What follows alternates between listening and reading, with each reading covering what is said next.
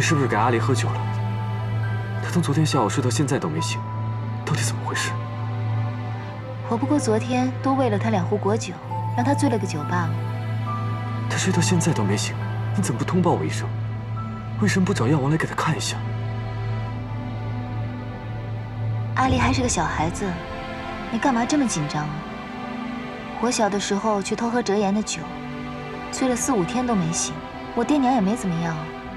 再说了，阿离不是个男孩子吗？你这么娇生惯养他，免不了长大了他要娘娘腔的。阿离不是你带大的，所以你就一直将他当成祭司看待。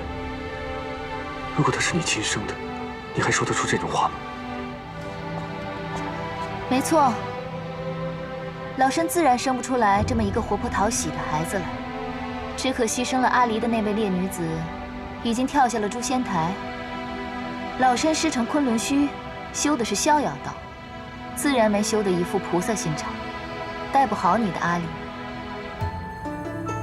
我记得夜华君的那位侧妃，心地倒是善良得很，肯定能将阿离照顾得很好，免得在我这里吃亏了去。你不用说这种话来气我，你知道我不是这个意思。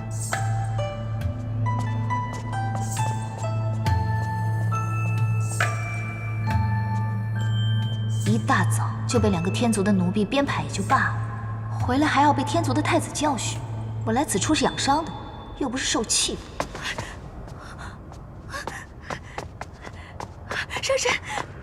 上神可见到，方才是谁从这院子里出去了？怎么了？慢慢说。上神责罚奴婢吧，都是奴婢的错。上神对小殿下这般好，就算是奴婢的主子再生，也会感念上神的。此番若因了奴婢，让小殿下栽在素锦娘娘手里，那奴婢就……你刚刚说团子栽到素锦手里，是什么意思？是奴婢着急了。方才上神前脚刚刚走，素锦娘娘就来了，说是受了仙气指引，来一览芳华看看贵客，顺便看看小殿下。那素锦来见我？是。可君上早在300年前就说过，素锦娘娘是不得靠近一览芳华的。素锦娘娘这些年也一直遵守着规矩，可今日不知怎么的突然就来了，奴婢死活拦着才将她拦住。没想到我刚去后院打水，回来就发现小殿下不见了。你先别担心了，抱走团子的是夜华，跟那素锦没什么干系。上神说的可是真的？我骗你做什么？若真是那素锦把团子抱走了，我早就去抢回来了，还留在这安慰你吗？那便好，那便好。不过话说回来，看你如此提防素锦，这素锦可是与团子他亲娘跳下诛仙台这件事情有什么干系吗？天君明令了，任何人不得提起此事。当年知道这件事的仙娥，都被派去各仙山，不在天宫了。好了，你不必说了，我也懂了。他们现在在哪儿？你便带我去看看吧。若团子无碍，我便将他抱回来。是。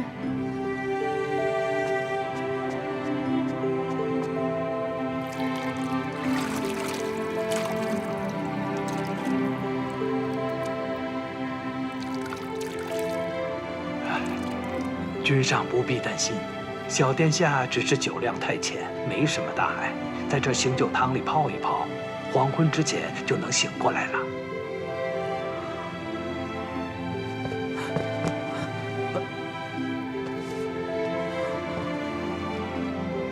阿离怎么了？回三殿下，小殿下就是酒量太浅，多喝了2口。啊？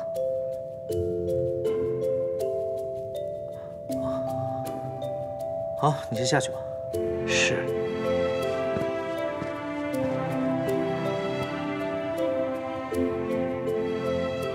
哎，方才有人跟我说，你火急火燎抱着阿离从一览芳华冲出来，我还以为小阿离出什么事儿了呢，让你如此忧心。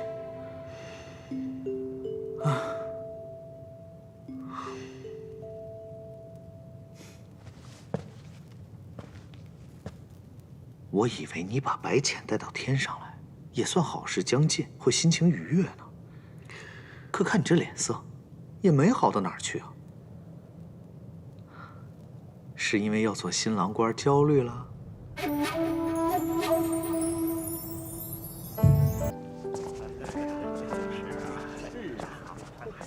司命，过来。三殿下什么吩咐？听说东海的妙清被赶回去了。洗蜈蚣的事，小仙不清楚啊。天宫里的事有你不知道的吗？传闻啊，昨天晚上，那位公主在太子殿下的羹汤里下了催情药。太子殿下发现了，之后素锦侧妃过来求情，就在此时碰见了青丘的姑姑。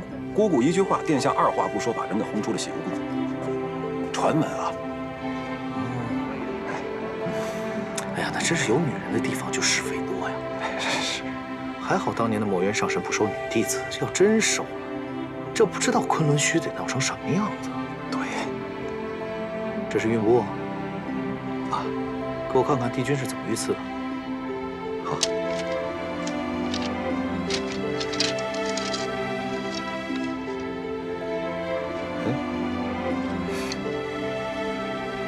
不对啊，怎么不对了？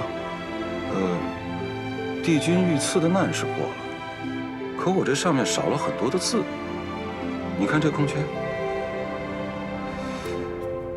莫非是帝君身边出现了什么天族或异族的人？哎呀，那帝君如今安好便是呗，这些小事也不用理会。要是真的遇上什么人，那也是天定的，不是你我能管得了的。走吧。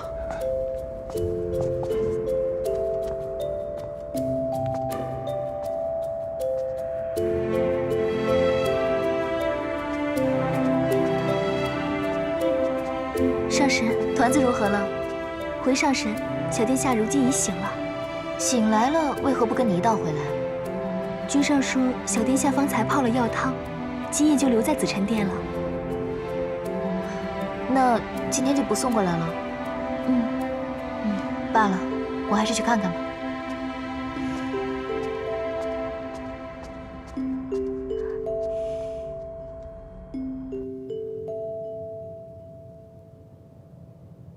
说什么青丘女帝，还未嫁人的女人都不懂得学会照顾孩子。阿离才这么小的年纪，就为了这么多的酒，睡了一日一夜，都不觉得内疚。若是以后嫁入洗蜈宫，怕阿离是没有这样的好日子过了。青丘的人大多善吃酒，他并非有意而为。是啊，我娘亲她就是觉得我爱喝，就宠着我，让我多喝了几口罢了。还娘亲呢？谁教的？白浅上神？她就是娘亲，是父亲画上的那个娘亲。画上的？回娘娘，臣妾前2日见到姑姑时也吓了一跳，确实很像。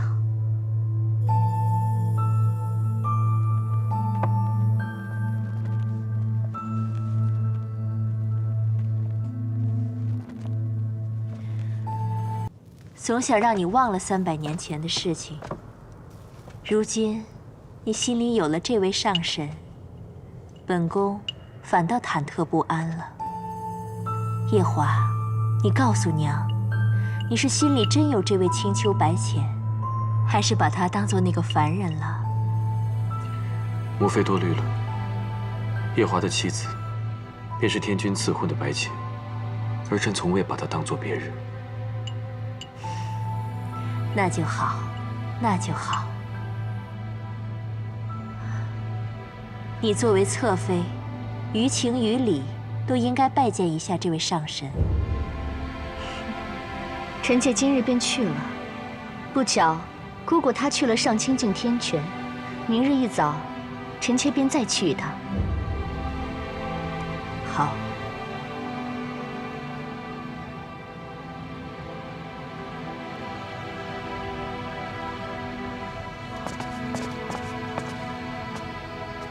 上神，平日两位不是贴身伺候吗？今日怎能守在殿外了？君上在殿内和乐须娘娘在一起。乐须娘娘，夜华的母妃。正是。上神找君上有什么要事吗？也没什么要紧事，就是想来看看阿离。那要不要属下去通报一声？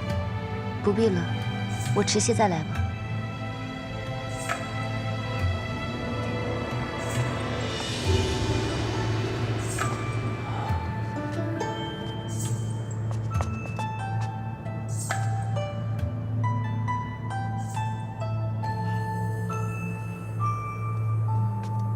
母妃您真是，总是取笑臣妾。你都嫁入洗梧宫300年了，肚子还没什么动静，我不该问问吗？娘娘，这事又不是臣妾说了算。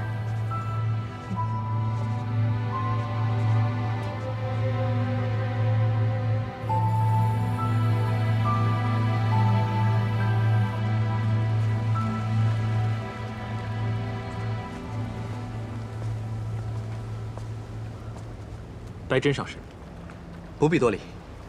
折颜可在里处？上神从昨夜来，就一直守在大哥身旁。他从不会因此乱了方寸。我总觉得你大哥的病哪里不对，却又说不出来是什么问题。白真上神说的不错，不论从我大哥病的起因，还是到折颜上神的表现，都很是蹊跷。不说了，先带我进去。上神请。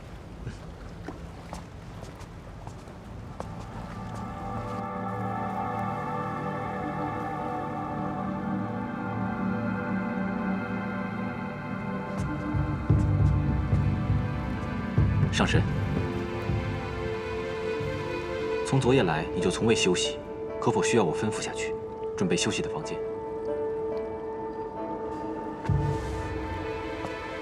不必。我已经有法子救他了。稍后我会离开几个时辰，回来的时候会带一位使者，负责调养你兄长的身子。多谢上神，多谢上神呐！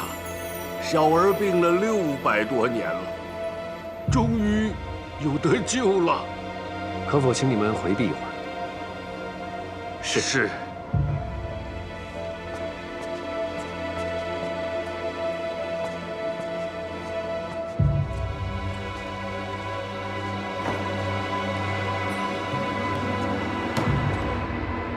前日你离开，我想起你的神情和语态，总觉得有什么地方不妥。现在你又让他们都下去，难道你是有什么要紧的事要说？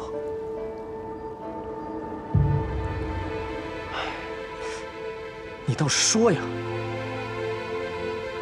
真真，你或许猜到了，父神的嫡子，这四海八荒唯一的战神墨渊，如今竟然弱得要靠旁人的一缕仙气来护养。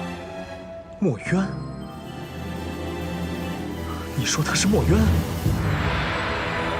是他，也不是他。墨渊就在这里，他在西海已经600年了。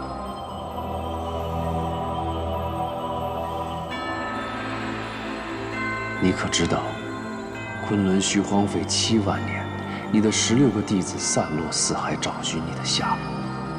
你可知道，你的小17为了保住你的仙身，每日1碗心头血，养了你足足7万年。墨渊，你终于回来了。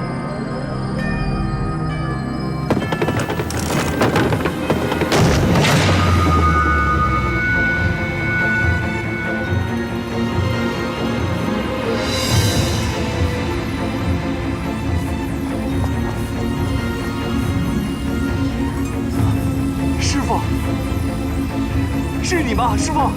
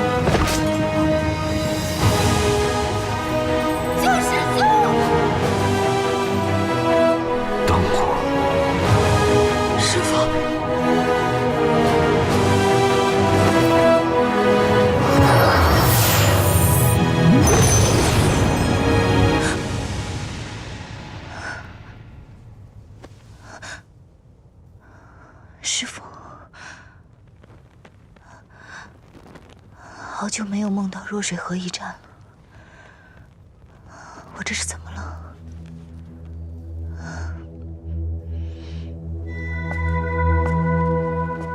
我还是不敢相信，墨渊他真的回来了。珍珍，你先在这里守着，我去将小舞带过来。你要去告诉小舞？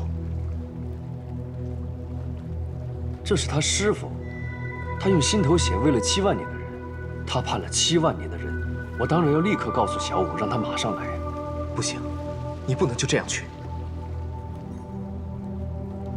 你的意思是，夜华？对，我就是害怕夜华会多想。你要记得，他是天族太子，如果他知道自己的未婚妻这样对待别的男人，就算那个人是他的恩师，这也不妥。可夜华早已经知道墨渊的存在了。大紫明宫一战，就是他将小舞和墨渊给救出来的，你忘了吗？这不一样。就算他见到墨渊的仙体，也肯定知道墨渊已经魂飞魄散了。可如今墨渊的元神就在这儿，总有一天是要彻底返回昆仑虚，重振天族的。这可不同。此时的墨渊对他来说，是一个真真正正活着的人。你说的倒也不错。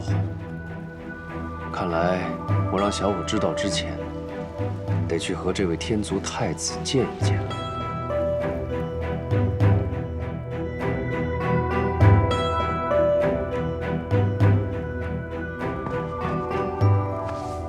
君上，君上为何今天脸色如此难看？无妨，何事？哦，折颜上神来了。折颜。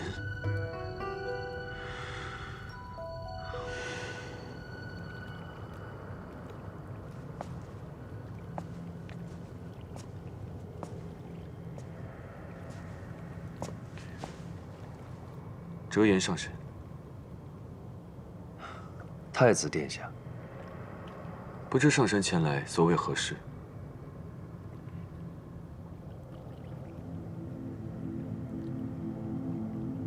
墨渊要醒了。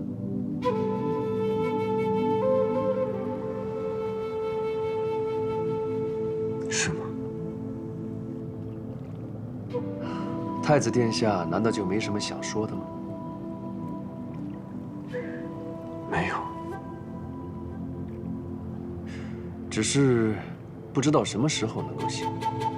他如今借了西海大皇子的身体，正在慢慢的恢复元神。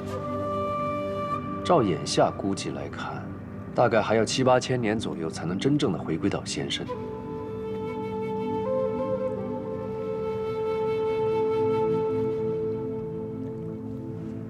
昨夜我去看墨渊的元神时，忽然想起小舞他拜师的那一年，他初次上昆仑虚，就是我带他去的。那时他听说墨渊是个战神，开心许久，还以为墨渊一定是那种有着3头6臂、气吞山河的上神。没想到拜完师后，他竟然还难以相信墨渊竟然长得如此模样。喂，你真没讹我啊？他真的是四海八荒唯一的战神墨渊啊！怎么，你都已经收了人家玉清昆仑扇了，也拜了师傅，难道后悔了？可他长得真的不像战神。我何处不像战神呢？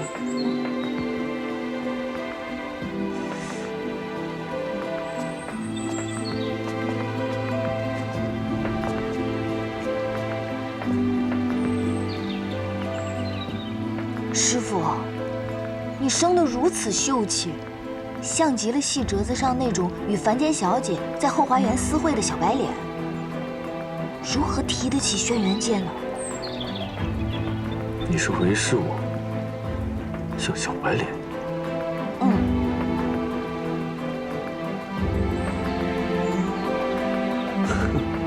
墨渊呐，墨渊，我这次真的送了你一个好徒弟，日后你可有的受了。哼！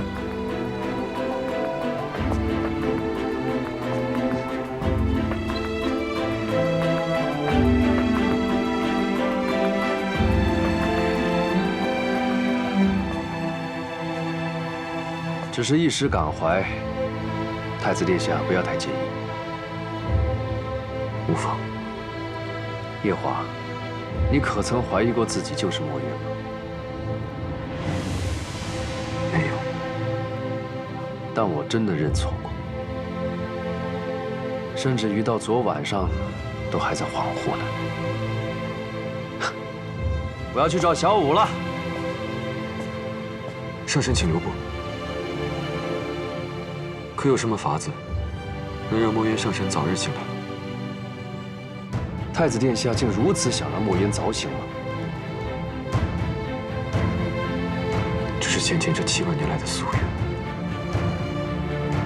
墨渊上神早醒一日，先前便能稍等一天。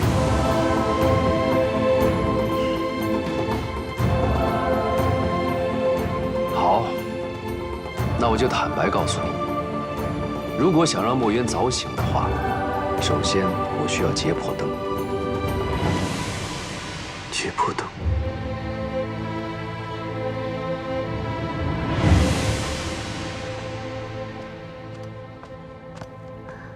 上神醒了。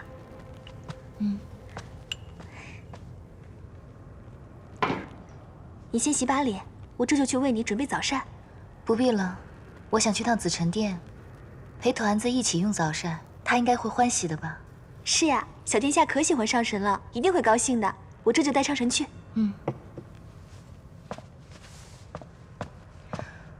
罢了，我还是去上清境吧。上神怎的不去陪小殿下了？毕竟不是自己亲生的，稍有怠慢又要被人批评，还是避避嫌吧。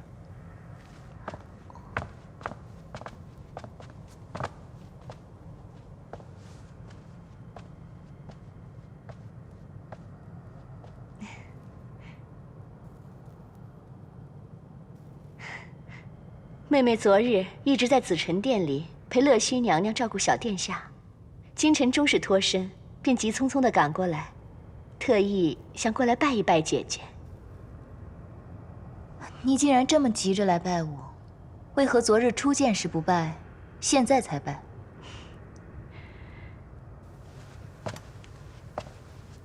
这天宫与别处有些个不同，若是一场慎重的参拜，必得收拾出合宜的礼度，方能显示出参拜者的虔诚。这按照天宫的规矩，姐姐方值天宫，妹妹便该来参拜的。只是这件大事，君上从来没同妹妹提起过。是以昨日初见，竟没能认出姐姐来，殿前失仪，倒让姐姐笑话了。此番妹妹来的这样迟，先给姐姐赔不是了。却是我初来乍到，不懂你们这天宫的规矩。听你这样说起来，倒还挺有趣的。那你便依着这规矩来拜我吧。方才妹妹已经拜过了呀。拜过了？你这拜也太平易近人了。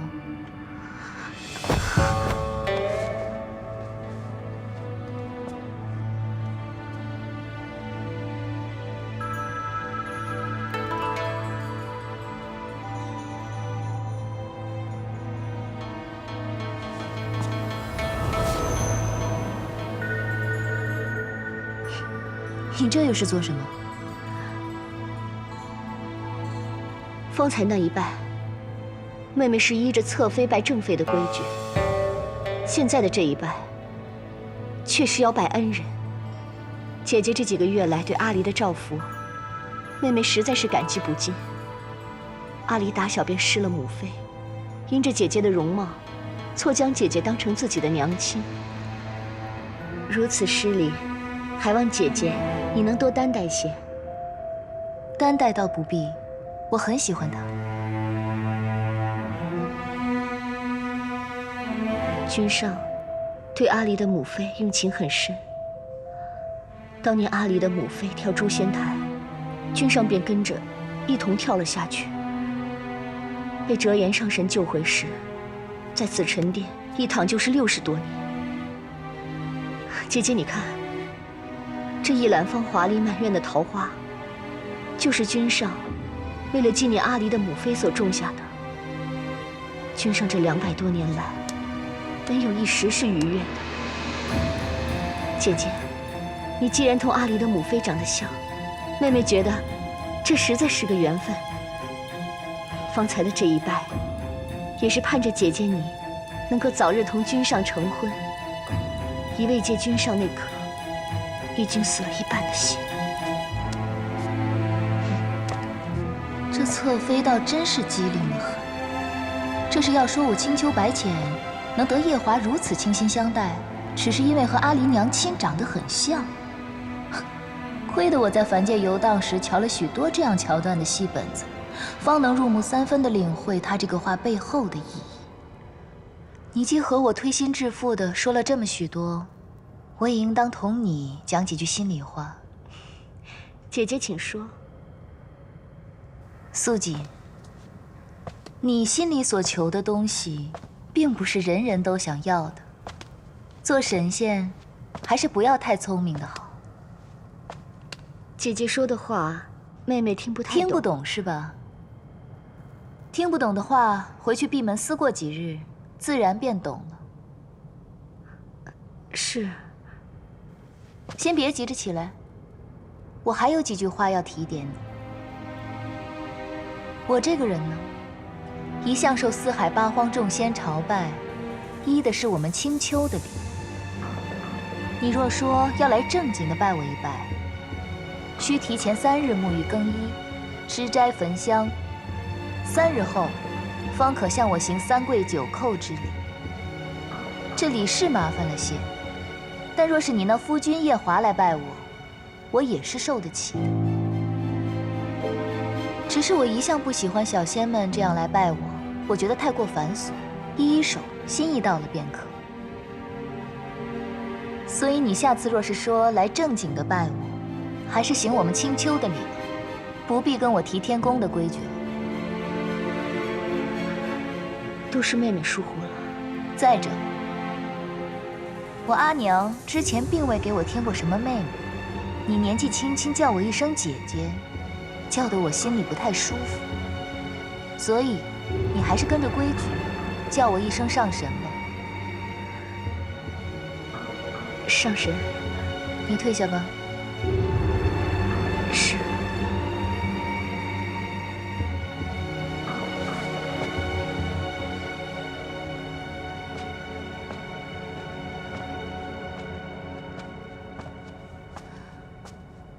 想不到夜华竟是这样的情种。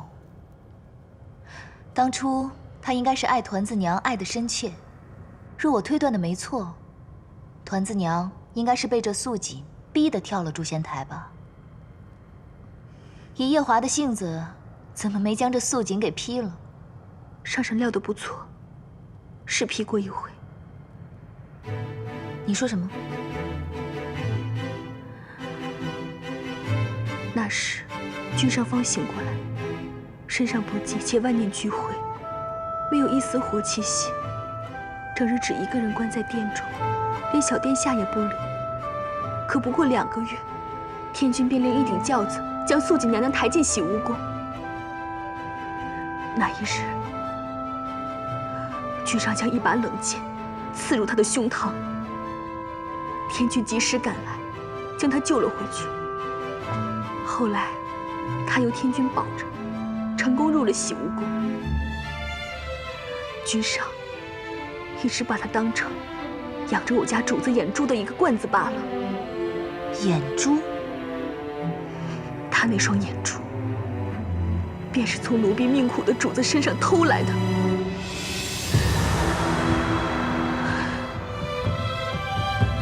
乐须娘娘说，君上以为将自己的心思瞒住，让九重天的人以为他不在意我家主子，便能保住我家主子的命。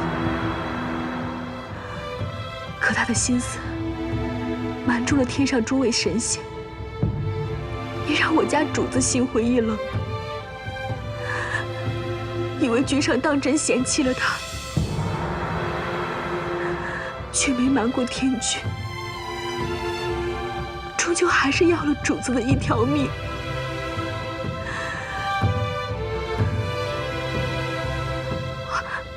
奴婢失言。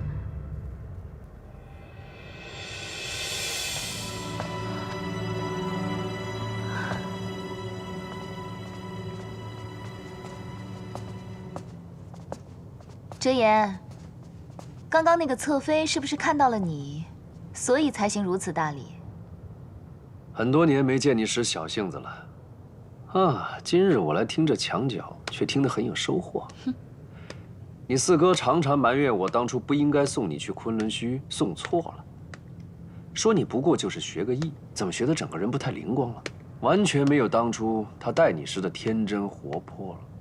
我已经14万岁了。要什么天真活泼？不过呢，夜华这侧妃确实不大合我意。我一向偏爱小仙机警灵敏，但机警灵敏过了头，在我面前自作聪明，我就不大喜欢了。你此番前来，不会只是为了听我的墙角吧？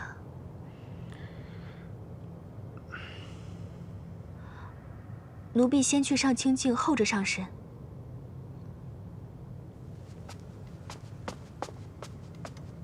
哲言，300年前你就是这副神情，告诉我，师父兴许要回来了。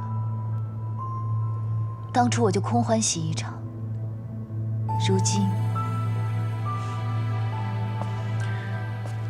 如今，我告诉你，墨渊真的要回来了。你也不寂寞。你当真不是在骗我？丫头，这次绝对不是骗你的。前些日子，我跟珍珍去了趟西海，办了一趟事情，在那里遇到了西海大皇子。那时候我就发现这西海大皇子身上的仙气很不一般，于是我就施了仙法，查探了一番。结果查探下来，竟被我发现他是2个人。醒着的那个是他自己，睡着的另一个如何？另一个便是你师父墨渊。你怎么知道的？你年少时也曾跟我学过这门法术。西海大皇子身上沉睡的另一个人，我随着他的源头追随过去，查出他是由一片一片破碎的灵力结合而成。试问这4海8荒，还有谁能够凭着虚无缥缈的灵力，将一个破碎不堪的人一片一片的重新结合起来？那也就是墨渊才有这个本事。再则，他是父神的嫡子，我是父神养大的。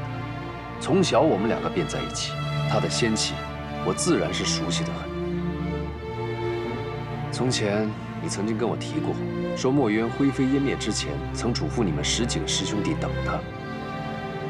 我一直以为那是他留给你们的一个念想，直到昨夜我见到他，才真正叫我佩服。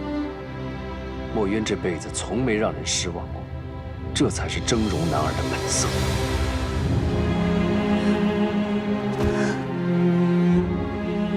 师父，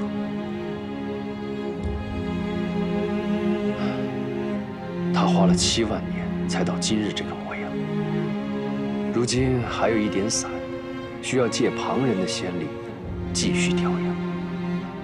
想必也是因为如此，墨渊才沉睡在西海大皇子的身体里，借意调养。只是不知，那西海大皇子可担得起师父？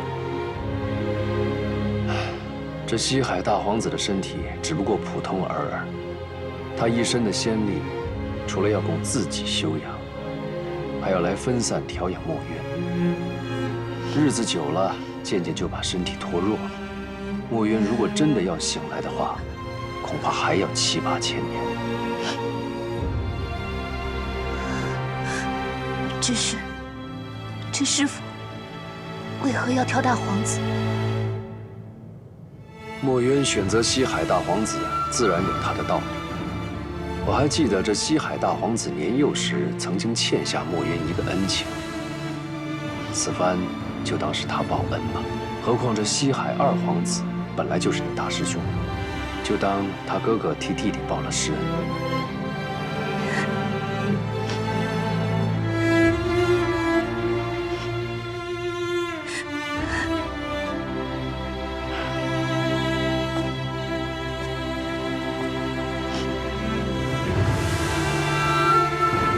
丫头，你怎么哭了？这件事情，我心心念念了7万年，我真的怕又是空欢喜一场。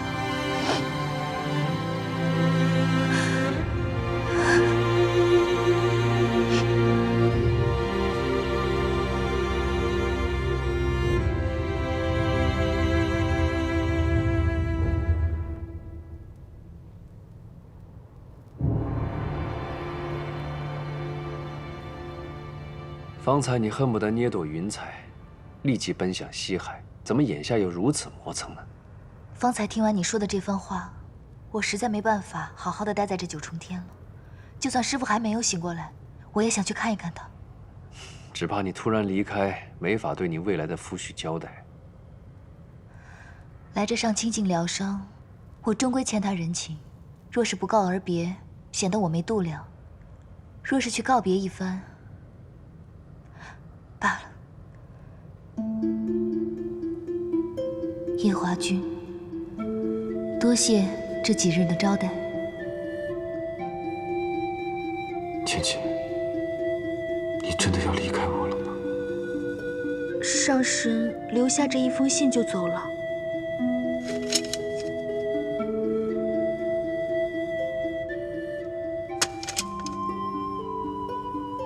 他可还有什么话吗？一句话也没有，看上去应该是家里出了什么要紧事，红肿着一双眼睛，也来不及看眼小殿下就走了。去吧。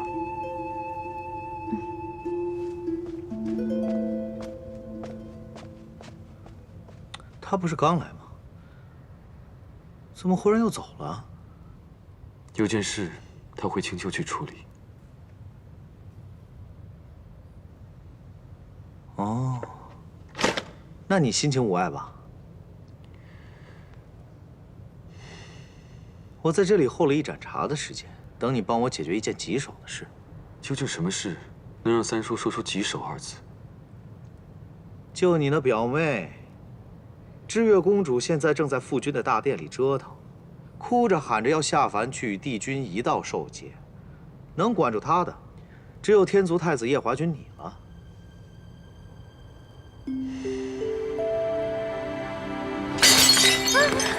我都摔了这么多东西，你们还不罚我下凡历劫吗？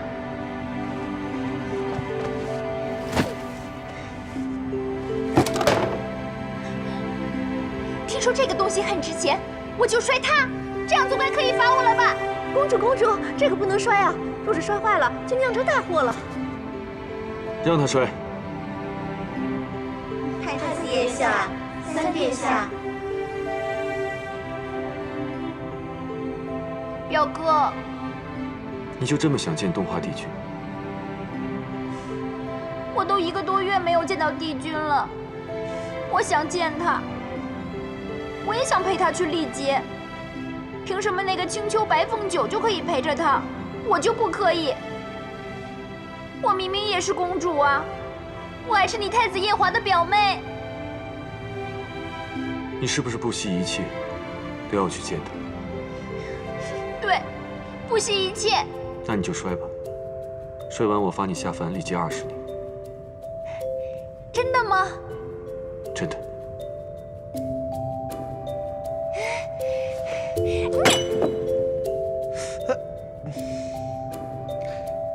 我不是让你来劝这小丫头的吗？你怎么就让她摔了呢？明明知道是求之不得，却还不惜一切要去试的人，这天下能有几个？我为何不成全他？今天这一个个都怎么了？怪里怪气的。三叔，我真的要下凡历劫了。我的小姑奶奶，你快别耽搁了，赶紧去找你那位求之不得的东华帝君吧。好嘞。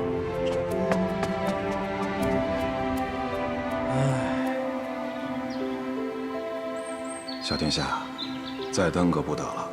如今2年已过，帝君对你更是视若珍宝，一颗心都放在了你身上。这几日你就要想个法子，将帝君的心伤透，让他老人家的情节顺利过去，这才能让你早早回到天宫啊。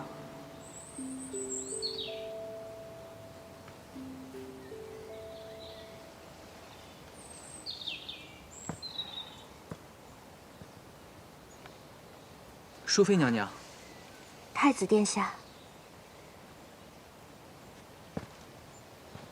娘娘为何愁容满面的？太子殿下看起来也不太高兴。自师父走后，我常常想起他的教诲。方才拿出这柄扇子，越发睹物思人了。师父啊，你是说那个道姑啊？姑姑收的这个徒儿还真不错，到了今日还在念着他。殿下可否借这把扇子给我一看？哦，好。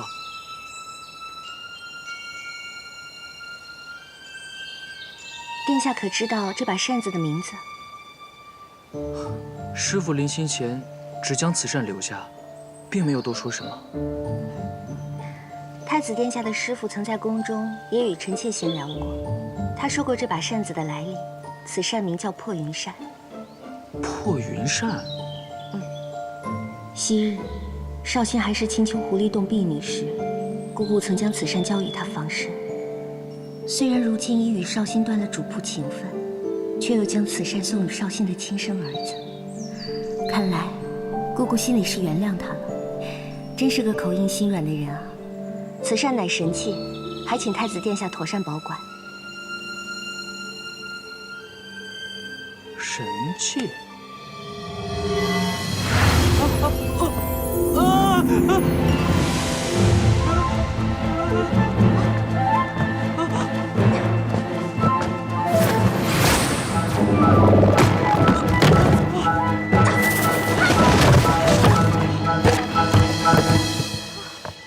你们在做什么？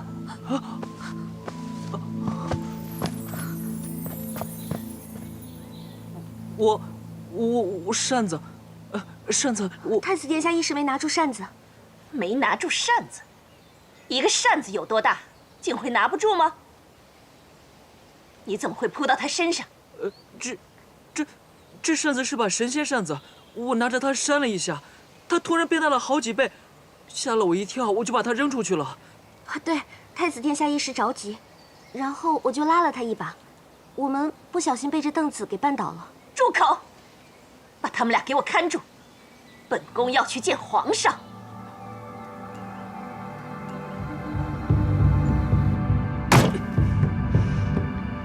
住口！陛下，臣妾说的句句属实。方才臣妾与众嫔妃经过御花园，当真看到陈淑妃与太子抱在一处，还狡辩说这扇子是神仙扇子，拿着扇子扇了一下，这扇子就变大了好几倍，还说太子殿下一时没站稳，就把扇子扔了出去，陈淑妃却拉了太子殿下一把，就被凳子绊倒了。陛下，这扇子就在你面前，哪里有什么特别的呀？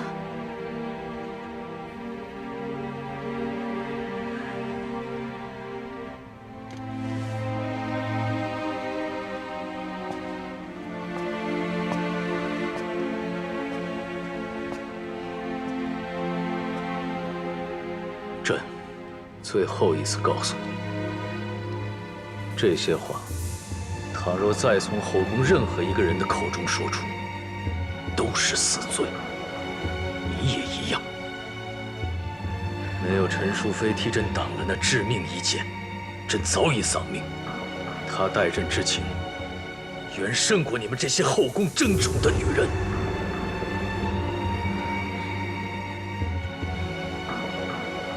淑妃现在关在何处？在天牢。胡闹！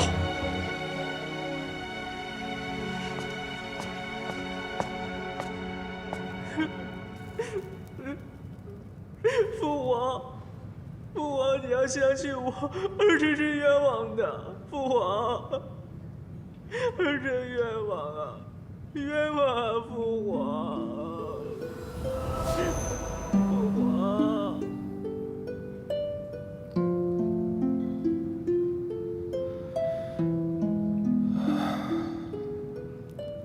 只要你认了和太子私通的罪名，对帝君的打击是可想而知啊。一个是信任多年唯一的儿子，一个是朝夕相处心爱的妃子，绝妙，比戏文里的还绝妙。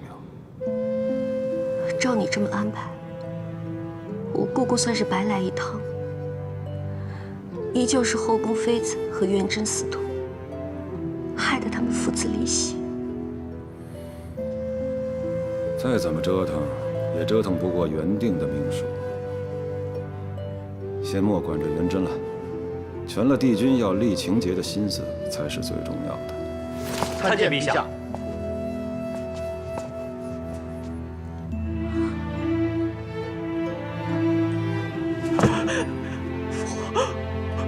父王，元贞是冤枉的，儿臣冤枉。开锁。是。小殿下，切莫心软，否则回了九重天，帝君要怪罪你我的。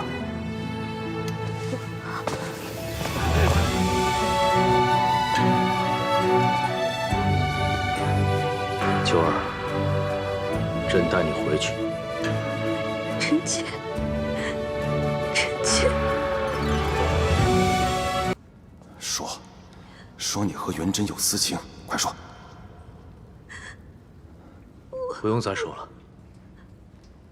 朕相信你和元贞。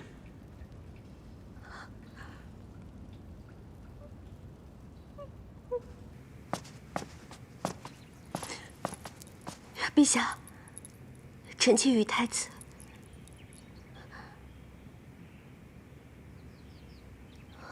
臣妾与太子殿下。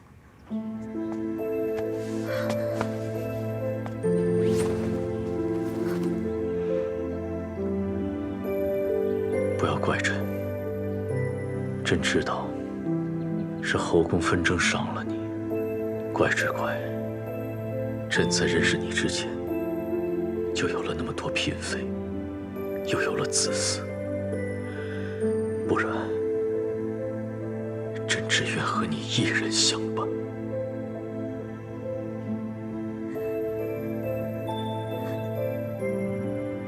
是臣妾错了。臣妾知道，在民间，在朝臣口中，我都是个魅惑君王的妖姬，害得陛下也被连累，骂作昏君。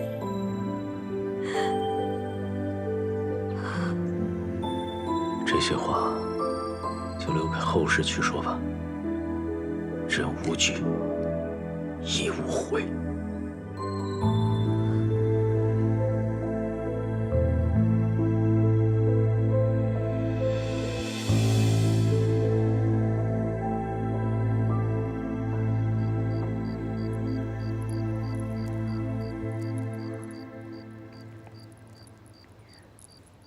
你看我这眼角纹路画得如何？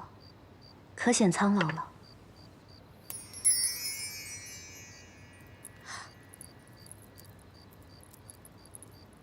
小殿下，生老病愿赠会，爱别离求不得，人生六苦一样也不能少。倘若帝君知道我帮你动了他在凡间的气运，你我都是大罪。可是我舍不得。舍不得让他受这份苦，舍得舍不得，岂是你能做主的？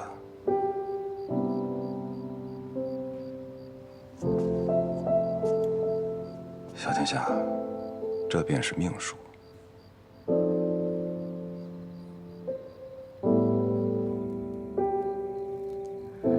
陛下，宫中早有传言，陈淑妃对你不忠，是臣妾想尽办法才将这些风声压下来。陛下可以不相信臣妾，可今日宫中几个嫔妃都看见他们二人躺在御花园的地上，还扯出擅自的谎言。陛下，臣妾求你不要再被蒙蔽了。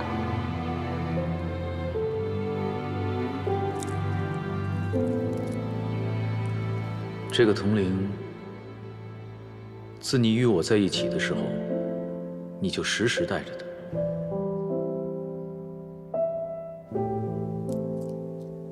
是一个对于我来说很重要的人送给我的。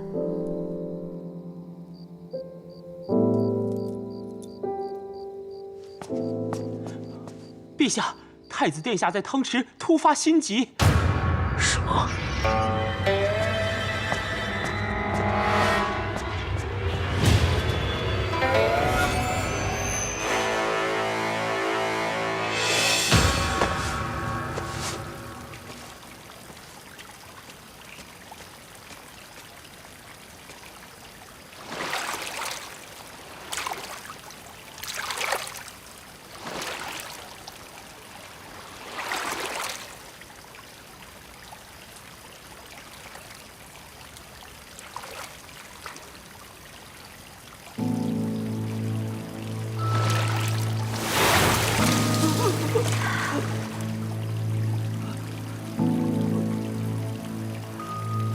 太子殿下，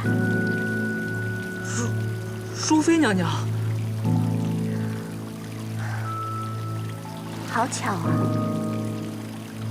巧什么巧？要是被父皇看到了，你我脑袋就不保了。小强子，小强子！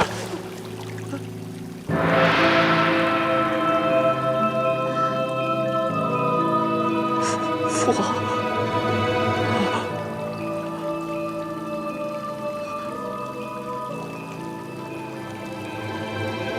九儿，你可有什么要对朕说的吗？臣妾无话可说。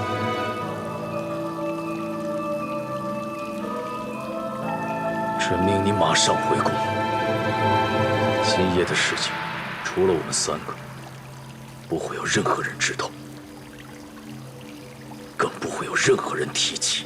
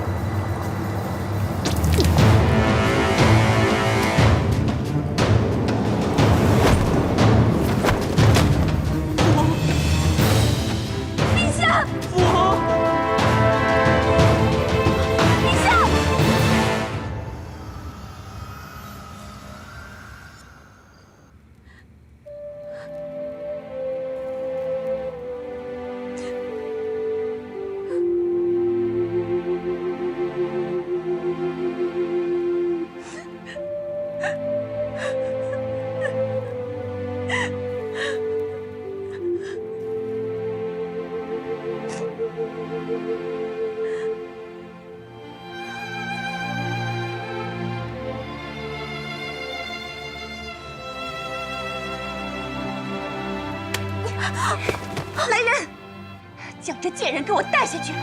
他不配留在此处。陛下，你从来不肯相信臣妾，这女人就仗着救过你2次命，在这宫中做了多少令人不齿的事情啊！陛下，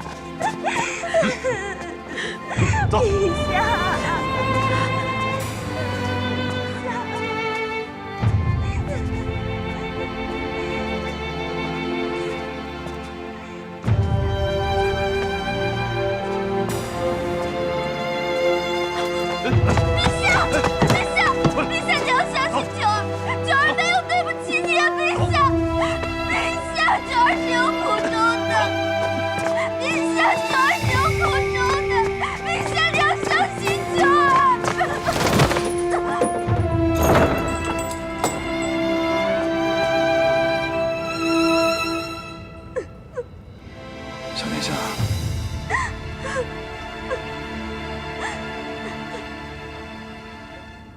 小殿下，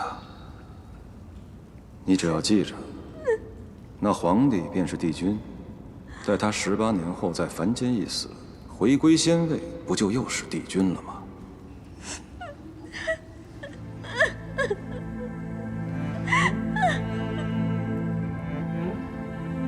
小殿下，何苦呢？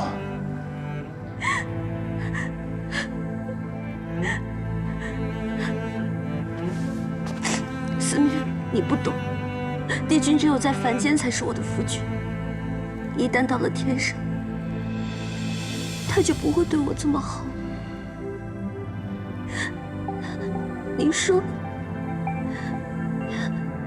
他还会记得在凡间对我说过的话，对我做过的事吗？帝君来这凡间走一遭，就是为了体味尘世六苦，又怎么会忘记呢？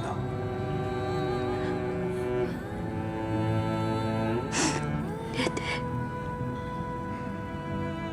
不过虽是记得，你二人的关系也不会有何改变了。凡间短短20年，对帝君来说不过是弹指一挥间。听我一句，只当力竭，尘世情缘尘世尽。尘世情缘，尘世尽。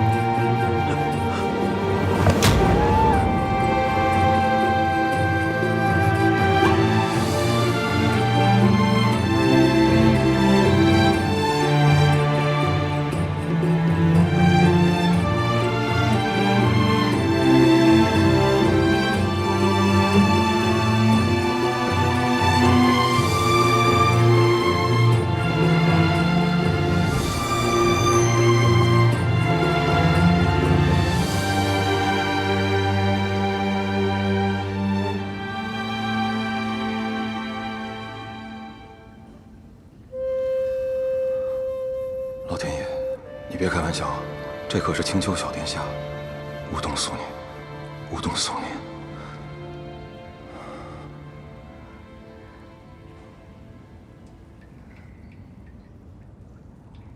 你怎么了？无妨。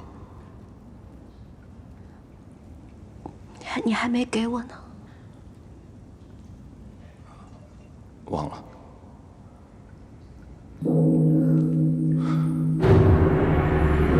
丧龙钟。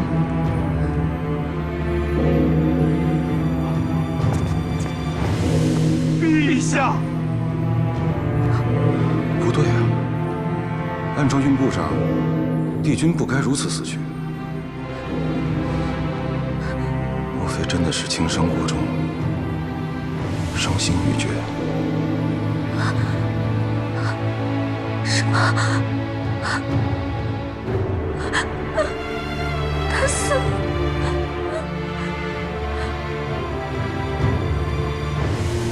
看来帝君是历完了人间的情节，小心回九重天了。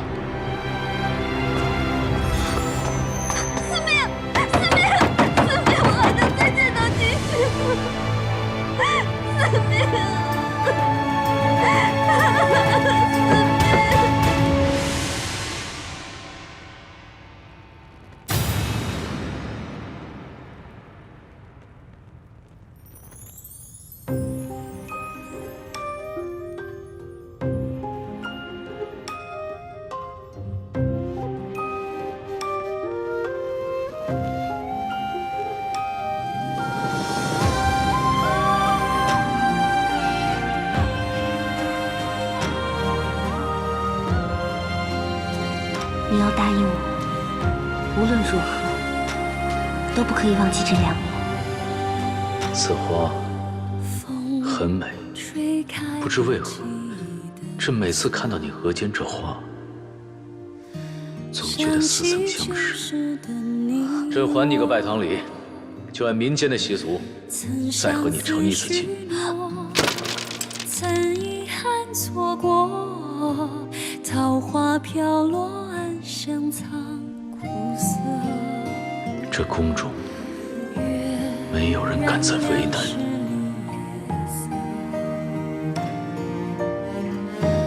勾起眼底的寂寞，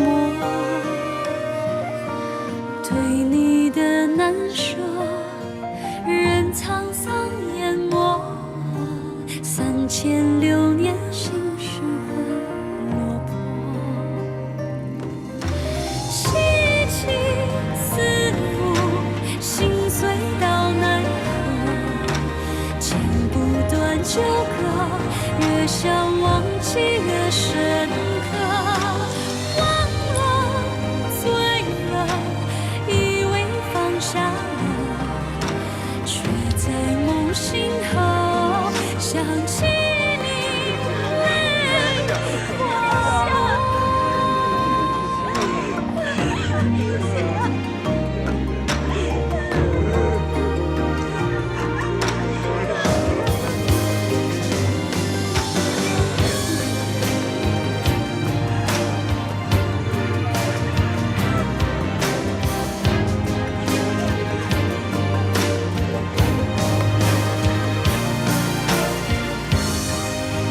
不是吧？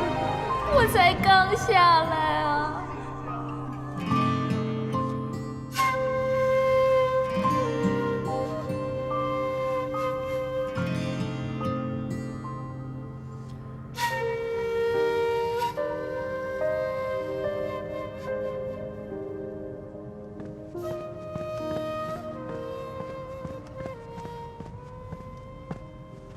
小仙见过帝君。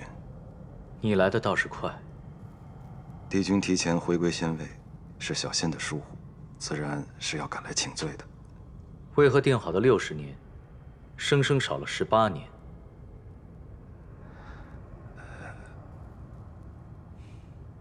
这个也会出错吗？寻常凡人的气运一般是不会出这么大错的。许是帝君仙位尊贵，运部无法掌控，又许是……说。又许是这人间6苦太苦了。你是想说，本帝君与青丘白凤九的情节太苦了吗？小仙不敢。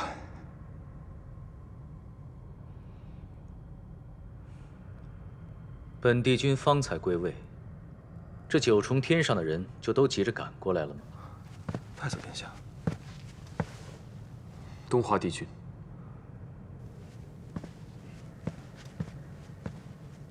太子殿下，请。不必了，我只有2个问题。哦，殿下问吧。神仙之间度修为，是否一定要神之草？不错。帝君可曾和东海瀛洲那4头神兽交过手？并未交过手，但300年前，青丘狐帝白芷为了拿到神之草，为白浅度修为救命，曾与那4头畜生恶斗过。神之草虽然拿到手了，但也受了重伤。这4海8荒能与狐帝修为比肩的，没有几个。本帝君算一个，或许殿下你也可以试一试。多谢帝君，告辞。你问这些可是为了墨渊？帝君如何知晓？我不只知道你问这些是为了墨渊，我还知道青丘白浅就是当年昆仑虚座下17弟子司音。天族寻找墨渊上神已7万余年，帝君既早已知晓，为何不早早说出来？当年弱水一战是何等惨烈，想必你也听说过。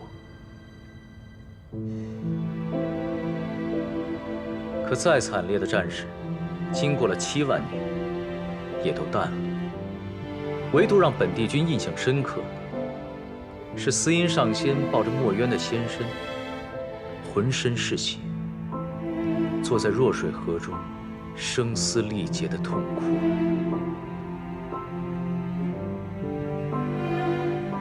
那时本帝君还不曾尝过什么是人生6苦，自然看不懂司音上仙所作所为的意义，只是觉得他身为昆仑虚弟子，修为不够，徒增烦恼。后来又听说司音和墨渊的仙身消失无踪，也颇觉得好笑，觉得这位昆仑虚弟子太执着生死，并不像修道的仙人。没想到今时今日，本帝君反倒有些理解了。看来这下凡历劫一趟，还是有所收获的。帝君明白了什么？墨渊死就死了，受不受香火又能如何？他生前最宠爱的弟子就是司音，死后葬在司音的家乡，日日与司音相伴，一定会比葬在无望海好上许多。你说是吗？本君不是墨渊上神，自然不知他如何想的。本君还有要事处理，先告辞。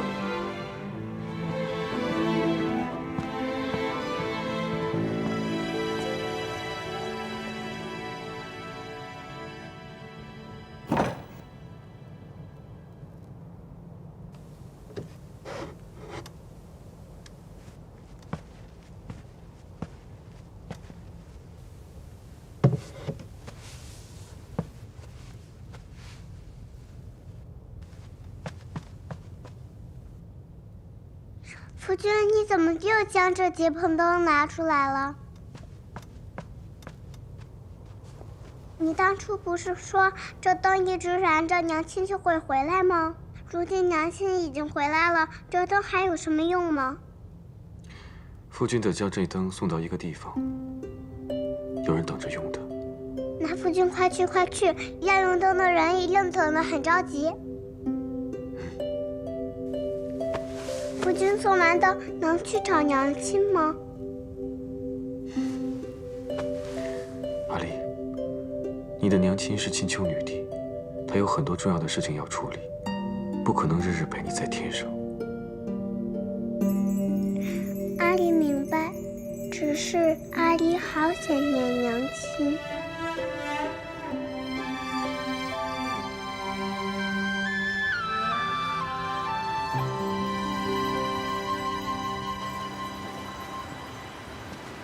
东南西北4海的水军，我印象最淡的便是这西海水军。当初与大师兄闲聊时，他说从他爷爷那一辈开始，近2代的西海水军都为人十分低调，才令得西海一族在4海8荒都没有存在感。唉，就是这么一位低调多年的西海水军，却为他大儿子做了一件很不低调的事情。他儿子不是已经病了600年了吗？儿子病了，请人来医就是了，能做什么？这600年前，西海水军为了治他儿子，四处张榜告知。水军，小仙告罪。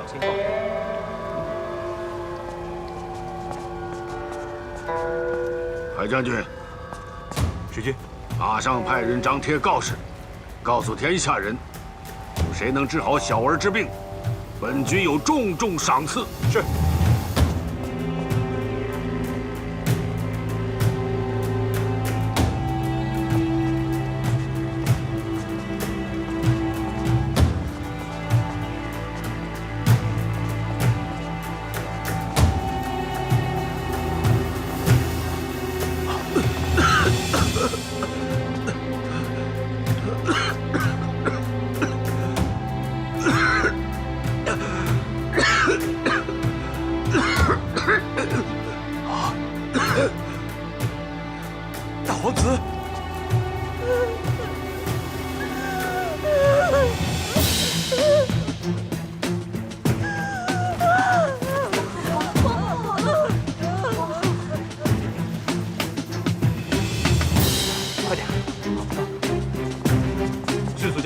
昭告四海八荒。